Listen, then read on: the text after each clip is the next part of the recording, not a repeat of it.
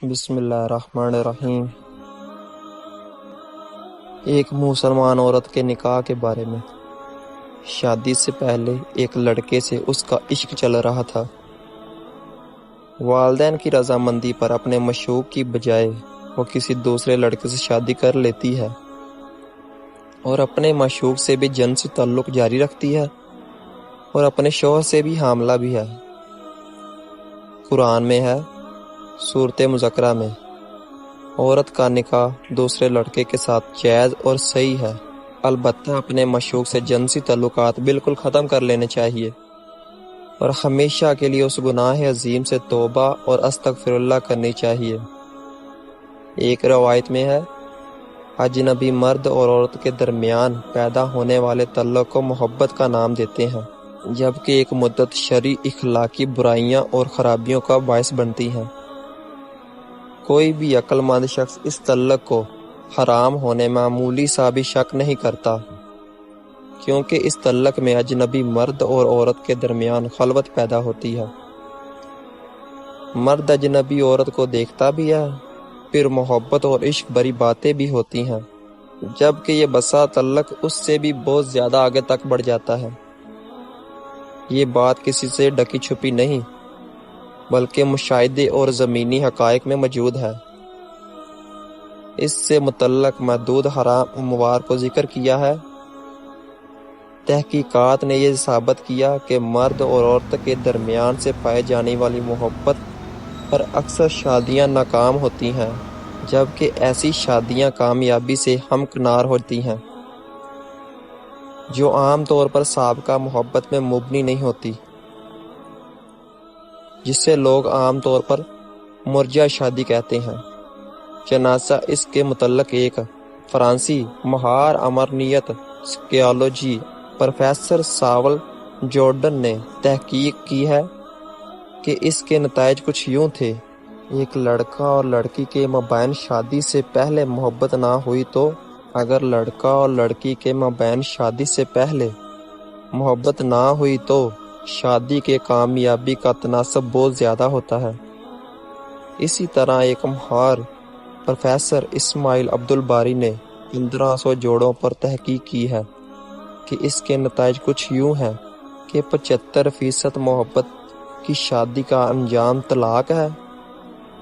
اور مرجع شادیوں میں طلاق کا تناسب 5% سے کم تھا،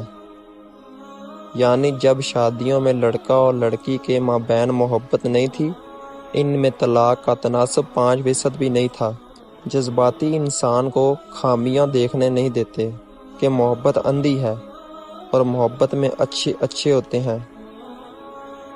اور محبت میں سب اچھا ہوتا ہے، تو ایسا ممکن ہے کہ دونوں میں یا کسی ایک میں کوئی ایسی خامی ہو جس کی بنا پر وہ ایک دوسرے کے لیے مناسب نہ ٹھہرتے ہوں، اور یہ خامیاں شادی کے بعد ہی عیاں ہوتی ہیں۔ عاشق اور معشوق کو یہ گمان ہوتا ہے کہ محبت زندگی نہ ختم ہونے والا سفر ہے۔ یہی وہ وجہ ہے صرف عشق اور خوابوں کی دنیا میں مست رہنے کا، جبکہ زندگی کے حقیقی مسائل ان کی مسائل سے نپٹنے کا طریقہ ان کی گفتگو کا حصہ نہیں ہوتا، تو ان کا گمان شادی کے بعد ریزہ ریزہ ہو جاتا ہے، کیونکہ شادی کے بعد زندگی کے حقیقی مسائل ذمہ داریوں کا سامنا کرنا پڑتا ہے، اور بات چیت میں عشق معشوقی کی عادت نہیں ہوتی۔ ان میں سے ہر ایک دوسرے کو راضی کرنے کے لیے قربانیاں اور آثار کا عادی بن چکا ہوتا ہے، بلکہ نوبت یہاں تک پہنچ جاتی ہے کہ جھگڑوں کا باعث بھی ہوتا ہے کہ ہر ایک ساتھی کو راضی رکھنے کے اظہار کرنا چاہتا ہے، جبکہ شادی کے بعد معاملہ اس کے بالکل برعکس ہوتا ہے۔ ان کی بات چیت بھی ایک نیا مسئلہ کھڑا کر دیتی ہے۔ اس کی وجہ یہی ہے کہ دونوں میں بات چیت کے بغیر ہی ایک دوسرے کو راضی رکھنے کی عادت پڑ جاتی ہے۔ عاشقی میں دونوں ہی اپنے ساتھی کو اصلی چہرہ نہیں دکھاتے، اس لیے دوسروں کے لیے نرمی، فضائی اور مر مٹنے کے وعدے، سب کچھ وقتی چہرہ ہوتا ہے جو ایک دوسرے کو راضی رکھنے کی کوشش ہوتی ہے۔ یہ صرف محبت کے دوران تک ہی محدود ہوتا ہے۔ اس رویے کو پوری زندگی قائم رکھنا ممکن نہیں ہوتا،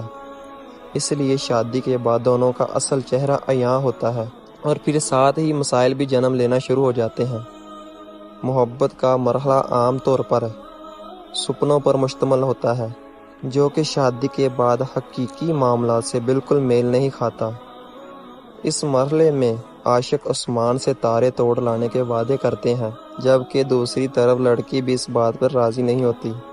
کہ وہ دنیا جہاں کی لڑکیوں سے خوشحال ترین ہوگی،